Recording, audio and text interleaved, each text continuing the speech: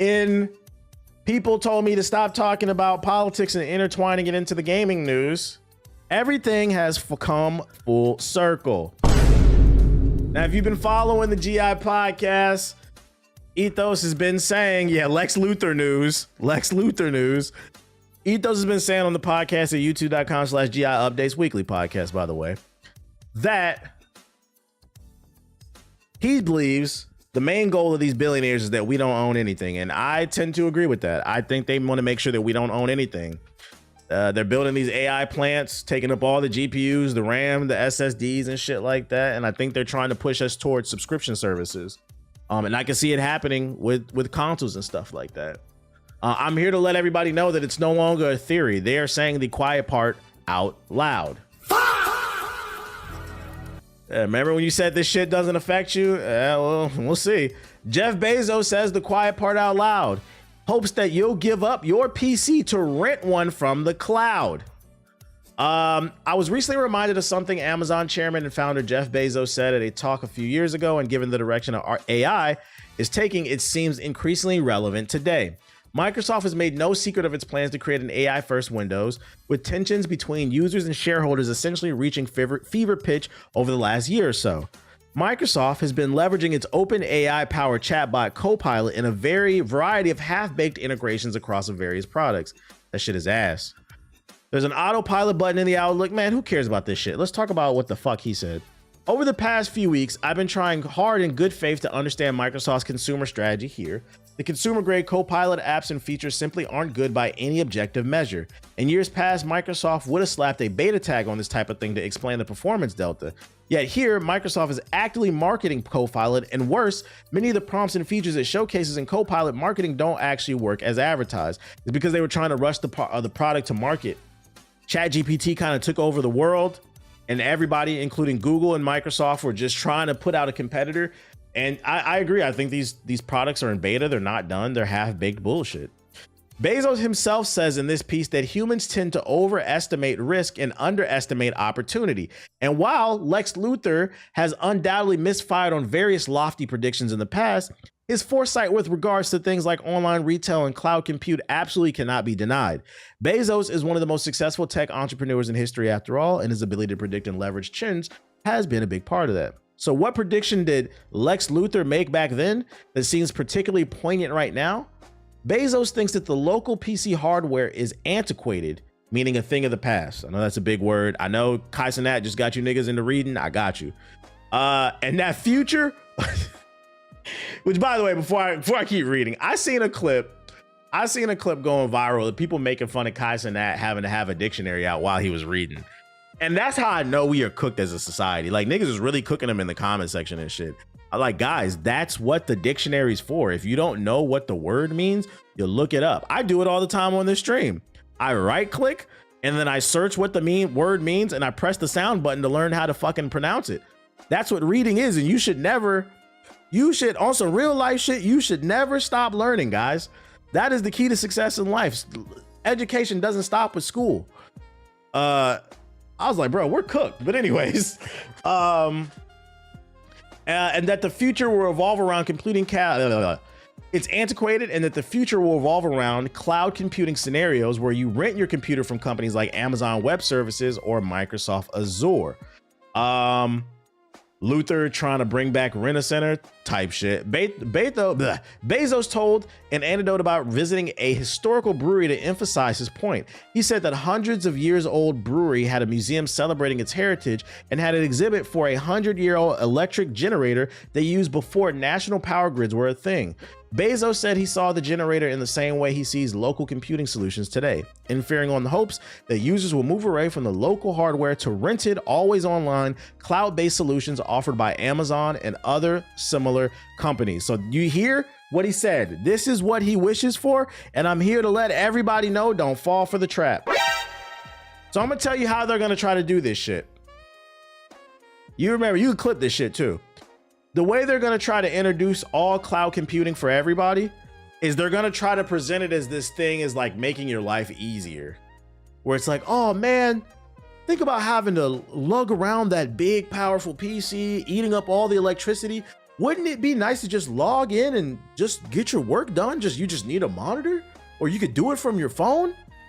Your electricity bill will be smaller because we'll be handling everything on our side. The problem with this is now you own nothing. You control nothing. Also, you think they have our data now? Nigga, if the computer runs off their computers and we're streaming it, they're gonna know every fucking thing about you against your own will. And then also, on some real doomsday shit, and this is why I said don't accept this, don't entertain this bullshit. On some real life shit, we all know these billionaires. We know this nigga evil. He fights Superman. What they're going to do is, if at any point these billionaires introduce something that we don't like, let's say, because here's how they'll try to get you, right? When it comes to dealing drugs, a lot of times drug dealers will either give you a free sample or they'll give it to you for really cheap. An example being Netflix when it first came out. That shit was $8 a month. Look at it now. So when they first introduced this stuff, what they're gonna do is they're gonna be like $5 a month. And you can have the 6090. You can have the most powerful GPU in the world. You can do whatever you want. And then 2-3 years down the road, that 5 gonna turn to 10, that 10 gonna turn to 20, that 20 gonna turn to 30. They're gonna be able to charge whatever the fuck you want. And then when we revolt against the machine, what's gonna happen is, oh, y'all don't wanna pay for this shit? Well, we're just gonna cut off access to everything. Like right now, you have control because you have your computer at home. But if they control the computers and you say or do something they don't like, you know what's gonna happen? They're going to cut your shit off. This is gonna stop people from being able to organize. So this is why I said don't accept this shit. And don't, because there's always gonna be some, you really think they would do? Yes. The thing you have to understand about people like this is they like control. In order to get to this status of being a billionaire, you have to be a fucking control freak. Millionaires, it's a little different. Most millionaires, if you look up the data, they usually come from poverty or middle class and they're self-made. But once you start getting into that $100 million bracket and higher, usually those people are not good people. You gotta lower people's wages. You gotta make people come in when they sick, work on holidays type shit. Like, these are not good people. It's proven through sales data and training. Yep. Why bro look like Professor X? Nah, he like fucking he like Lex Luthor. That's what he looked like. There's a lot. Yeah, it's a lot of exploitation going on, bro. A lot of exploitation. You have to get Mangekyo status. Yo, real shit. That's a great nerd way of putting it. If you want to become a billionaire, you gotta kill Sushui or whatever that nigga name was. You gotta be Itachi and you gotta kill that nigga. You gotta kill your best friend, bro. Like, so I'm just giving you a heads up. There are already murmurs. They're whispering other shit, bro. You got to kill your bestie. Do not entertain this shit, bro. Build your PC. Hold on to your console. Like, I'm cool. I'm always cool with as long as it's an option. If it's an option and you want to entertain it as an option, that's fine. But we should never get to a place where we don't own anything. Nah, you don't want that. Trust me. They're going to overstep their boundaries. These people want us to control their lives. They love that we play God with their lives. Nah, I'm good. When I say this stuff, I was getting called a conspiracy theorist. Yeah, it don't look so crazy. I think people are more inclined to listen now because I think people see we're inching towards this type of stuff. But yeah, maybe like 5 years ago, you might have been too soon. 10 years ago, you might have been too soon. But I feel like the writing's on the wall. And the worst part is, not only do they want you to not own a computer, DDR3 RAM is back, guys. That's right. Windows XP, Windows Vista level RAM is back, guys. We're in such a RAM shortage. Not only are we selling 3060 GPUs, we're selling DDR3 RAM.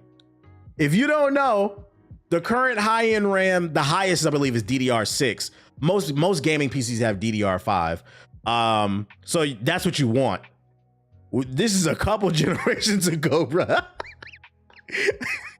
They're about to start selling you DDR3 RAM, and I'm here to let you know, don't fall for it. We are going back. I cannot stress this enough. As a society, we're supposed to move forward.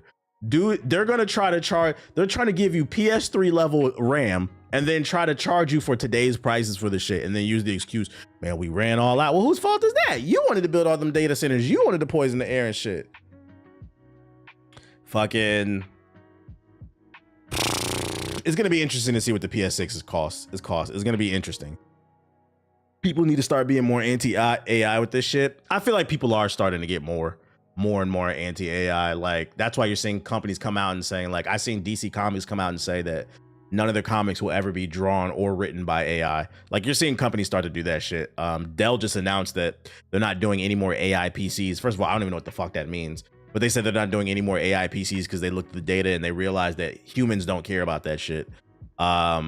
It's a very niche tool for very specific things, but for the everyday person, it's not useful in my opinion. This is all a large ploy to get us to use cloud-based computing. Yeah, and I'm not going for it. I'm not going for it.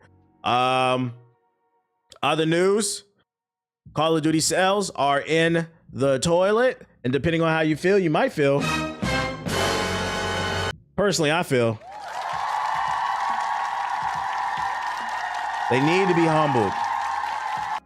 Former Activision CEO Bobby Kotick claims an illegal filing that Call of Duty sales in 2025 were down 60% in comparison to 2024.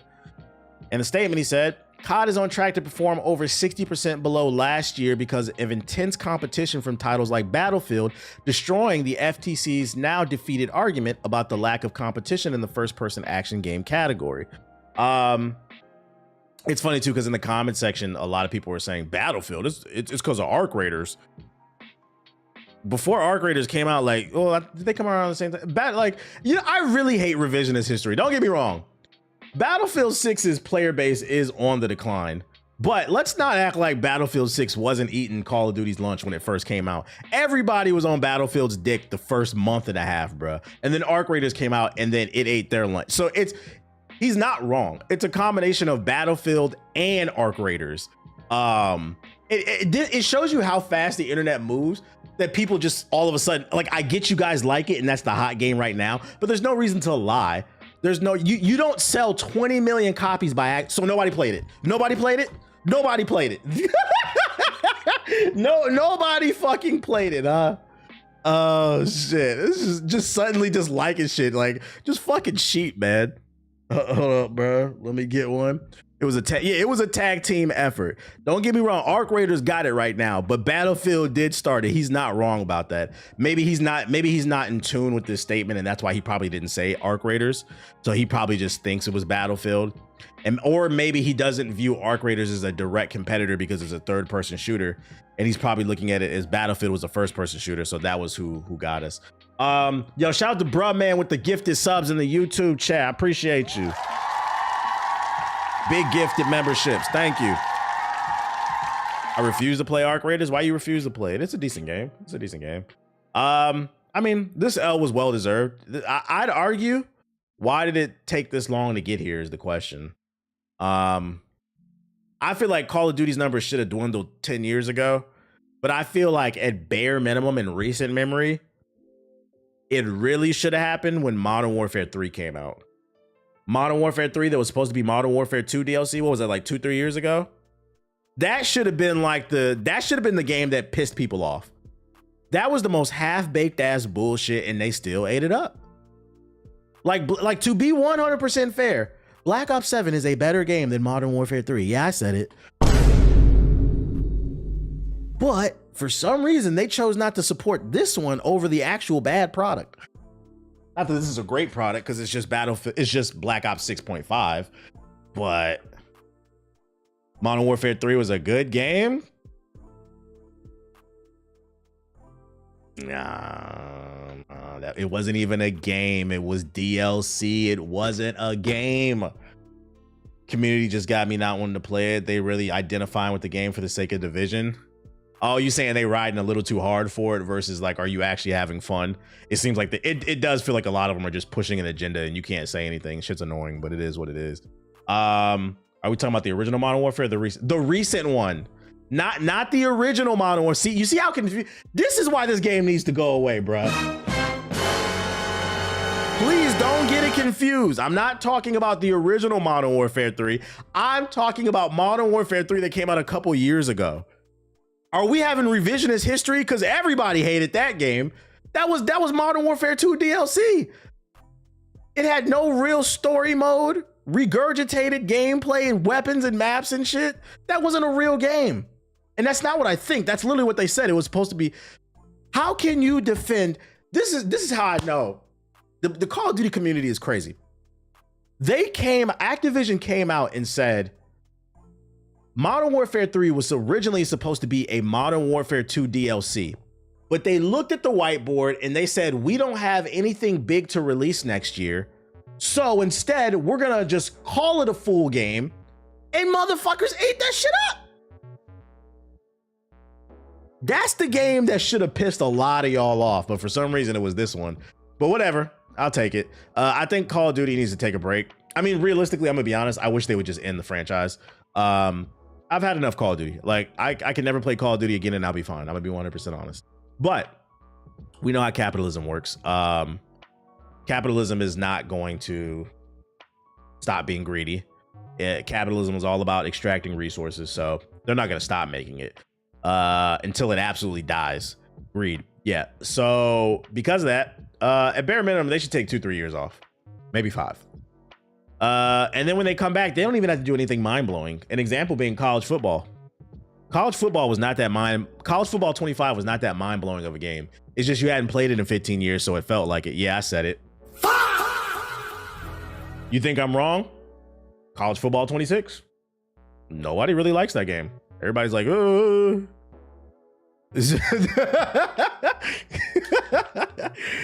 Capitalism is an Ouroboros. It's just a snake eating its own tail type shit. Somebody had replied to my comment too, and he was like, it's not capitalism. It is. It's greed, bro. Corporate greed. And the fact that people don't understand this shit, man. That's what sucks about living in America. Like, the curriculum is different from state to state. I don't know about y'all, but when I went to high school, I took American government. I took AP American government. It's a lot of people out here that just, they don't even know the three branches. Like, it's crazy. Let alone how capitalism works, right? It's like 3 Modern Warfare 3s, they can can it. Shit is sad. We straight slave in so many of these aspects. They're slaves to it and they don't even realize it. You're a victim, bro. You're a victim. Facts, both college football games are mid gameplay feels. I wouldn't even call it mid. College football was like a solid 7. It's a fun arcadey football game. It's just with college football 26, they didn't do enough different. And to be fair, it's because they can't do enough different. And you're now making 2 football games a year. What else can you do with that damn franchise? You can make what? The crowd's a little bit louder. Ooh, like, I don't get off that shit. Anyways, other news. The real reason aside is from the constant consumerism. Yeah, people play a role too. Steam Machine verified games are incoming, but they'll be different to the Steam Deck verified. For those unaware, on the Steam Deck platform, they have something called Steam Deck Verified, where basically, if you, the developer, optimize your game to run really well on the handheld Steam Deck, you'll get a label and a check mark that says this game is Steam Deck verified, promising the consumer that it runs well on the Steam Deck, because the Steam Deck is a handheld. It's not as powerful as a big PC, right? So it helps the shopper figure out what runs well on the handheld. And also, if you're Steam Deck verified, you get front page access. So there's an incentive to be on the front page of Steam and get some advertising. That will also be coming to the Steam Machine whenever this thing comes out. But apparently it's going to work differently. Steam Machine verified games are incoming. Valve has confirmed it will take time to check thousands of titles on its platform so that we know at glance whether a game will work on the new black box of Game Wonders. However, while the similar Steam Deck verified program has quite strict requirements, Valve has said that the Steam Machine verification is going to have fewer constraints, such as that if your title is verified on the Steam Deck, it will be verified on the Steam Machine. This confirmation, so the verification will be 2 different things, basically. Just because it's verified on the Steam Deck doesn't mean that it's verified for the Steam Machine and vice versa. This confirmation effectively signals that many might have expected, which is that the Steam Machine will launch with far few larger library of verified games in the Steam Deck. That's despite the new best gaming PC contender still being restricted by running Valve's Linux-based SteamOS and using relatively modest hardware compared to modern mid to high-end PCs. Specifically, while speaking to game developer, Valve's Lawrence Yang says that devs hoping for a Steam Machine verified badge could expect fewer constraints than it currently is required for Steam Deck verification. One easy rule of thumb is that if your title is verified on Steam Deck, it will be verified on the Steam Machine. Continues Yang. Oh, never mind. It is going to work like that. So what that says to me is if you're interested in getting a Steam Machine, you probably should watch some reviews on YouTube and see what people are saying about the performance on the Steam Machine. Because I'm pretty sure there's going to be YouTube channels popping up of people specializing in creating content just for the Steam Machine. Because I mean, there's already creators that do content strictly for the Steam Deck, how to mod it, how to get the most FPS out of your game and stuff like that. So you're going to see content creators pop up and specialize in Steam Machine content. If you're interested in buying one, I would say definitely be on the lookout for those creators on different social media pages, because they're saying right now that it's not going to have as many constraints. They're very strict about what's verified on the Steam Deck, which makes sense because it's not as powerful. But because the Steam Machine will be a little bit more powerful, they're probably going to give it a little bit more leeway, especially because you'll be given the option to go into the settings and turn the graphics down if you need to be. So if I have a sneaky suspicion that if your game can run at 60 FPS on medium settings, 1080p, it'll probably be Steam Machine verified. It's not going to be something super high end. Steam Machine's a cool 1080p 60F machine for kids. Other than that, it's trash. It depends on the pricing. So I mean, you get the gist of it. OLED owner haven't had a game I played be unsupported. Yeah, I mean, it gets good support. What didn't get good support, this is a great segue, is the performance on Monster Hunter. There's a Reddit user that claims they figured out what causes Monster Hunter Wild's performance issues, and it's kind of wild. Take it with a grain of salt. According to their investigation, owning more DLC equals more FPS. That's right, you got to pay more to get your game to run well. This is due to an aggressive check the game does to see what DLC you own. It is not intentional by Capcom, but this constant check causes performance dips. The user created a mod that tricks the game into thinking you own all the DLC and noticed immediate improvements. All information has been sent to Capcom support. This same user has already helped Capcom solve a performance issue in Dragon's Dogma 2. Also, this dude is legit. I ain't gonna hold you. You doing God's work over. You're doing their job. They should be paying you. I hope, listen, man, if you created this mod and then you sent it to them and just gave it to them for free, great for the community, but that's a lot of work, bro. I need you to get your check. Yeah, Capcom, can you hire him? Because he's done it for not one, but two of your games. Can you hire this man so he can teach your team how to optimize for fucking games? Could be possible the DRM is checking for content constantly. Yeah, it could be that, yeah. It kind of seems like what they're hinting at. That's good that they got a fix. Hopefully they deploy it on a larger scale. Yeah, he's clearly talented. Hook my man up with a job. If you can't cut him a check, give my man a job, man. Come on. Yeah, I seen Maximilian use the mod. And did he say it's running better? Sheesh. And then last but not least, we hit a new low in the gaming space. I seen this about 2 days ago. Yeah, January 12th. It appeared on my For You page. It went viral. It's got 3 million views. And I thought this was legit. This user on Twitter, Minesweeper, tweeted, "After playing today, I can confidently say this shit is ass." And he posted a screenshot of his Steam library with a screenshot of Highguard. Now, when I first saw this, my brain did go, because I did think, I didn't hear anything about a beta or an alpha test. They've been quiet on social media. But at the same time, I don't know this person. I have no reason to call them a liar, so I give people the benefit of the doubt. I just kept scrolling. I'ma still try the game for myself, but I was like, damn, this game can't catch a break. This is bad press. Well, ladies and gentlemen, 2 days later, this tweet appeared back on my timeline with a Twitter community note stating, "This is a fake edited screenshot and the poster did not play Highguard. The game icon does not match the current icon from SteamDB." This already has 3 million views. It took 2 days for this community note to come out. I need them to get faster at getting these community notes out because this is bullshit. Whatever you think of the game, this is bullshit. I thought the new low was posting screenshots of how many players are online for a game to try to ruin a game's clout. I thought that was corny. This is fucking, what do you gain from this? These are people with jobs. Yes, spreading misinformation. It's crazy. What do you gain from this? And I said, I hope y'all starting to see it, and you gotta be careful about who you follow. I said I first noticed it with Concord. That Concord beta came out. Me and my friends played it. We said it was all right. It wasn't mind blowing. We said it was all right. But the week that beta came out, somebody posted a screenshot showing there was only 2,000 people on the server, and it went viral, and people are saying, oh, this game is trash. Now, Splitgate, I don't like what they did, but in their press conference, they said player count does not equate to fun, and that is true. Right message, wrong messenger. Unfortunately, people saw them player counts, and they said that shit is ass, and the game just died after that. And now I'm getting clowned. Somebody who actually played the game, giving an actual honest opinion on it. I'm getting clowned by people who saw some tweet that went viral of somebody with an agenda.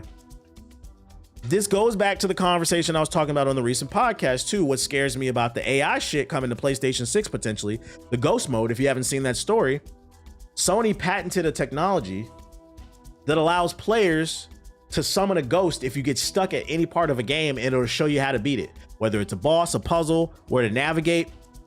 You know, I'm all for accessibility, but the problem is there needs to be some type of stopgap. If you abuse the ghost mode, the AI, I don't think you should earn achievements, especially on boss fights. Maybe I'll let the puzzles slide, but on boss fights, you shouldn't get no fucking achievements. It shouldn't say you didn't beat the game if you use AI to beat the fucking boss. And the reason I said that is one of the main ways we can see whether or not people have actually played a game is we check the achievements. Now, you don't have to have every achievement. You don't have to have those obscure ones where you find all the collectibles and stuff like that. But a telltale sign if somebody actually beat a game is you go check their achievements and you see they have that achievement that says they beat the game. Every fucking game has it. Achievements, trophies, you'll be able to see, right? If you can turn the AI on and you can just go beat the game and speed run it and get the achievements, now people are going to be like, I did play the game. See, look at my trophies, look at my achievements. Now they're on social media pushing agendas talking about a game is trash. An example being, and I know this sounds like I'm being like a doomsday type of person, but you have to keep in mind, look what the Silk Song niggas did with Expedition 33. Expedition 33 swept the Game Awards. Silk Song niggas did not like that. They started pushing false agendas saying it wasn't an indie game. We found out they didn't know what the word indie meant. They misrepresented the story about the AI generation shit. There are people out there that are trying to push agendas, and it's going to keep you from great art. Because unfortunately, we doom scroll, we look at things, we see it's viral, and we just assume they have authority over X, Y, and Z. And that's not the case. So I think these AI features can make things even worse, I feel like. And it's unfortunate. Matter of fact, another example is, did I delete it? I think I deleted it. But you know what? I can bring it up right here. A lot of people in the chat were clowning me. I can show you right now with these achievements, right? A lot of people were clowning me because I waited to fight Simon. People thought I rage quit and I wasn't going to come back and this, that, and the third. Out of curiosity, I clicked this today, right? Simon in Expedition 33. If you didn't play Expedition 33, Simon is the secret boss. Easily one of the hardest bosses I've ever fought in a video game. I clicked the achievements. What'd that say right there? What'd that say, chat? Only 5% of gamers have gotten this achievement. Can we hit the fraud alert? Yeah, no YouTube build, by the way. But half the chat cracking jokes and shit. I'm part of that 5%. Statistically, not everybody is. Somebody in the fucking chat is lying, trying to push agendas. We ain't trying to hear that shit, bro. People lost the plot on what gaming is really about. Yeah, and I think that's the sad part, right? I think that's the sad part. Games are supposed to